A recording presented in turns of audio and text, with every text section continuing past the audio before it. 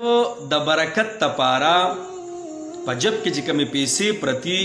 یا په پرس کې کمې پیسې پرتی دي یا ما سره په المارۍ کې کمې پیسې پرتی دي یا زه روزګاري ما دکان پیسې دي یا په بینک کې زه پیسې ږدمه نو د دې د برکت دپاره درته یو وړه دعا ښیم یو مختصر عمل درته ښیم چې دا مونږ کوو که نه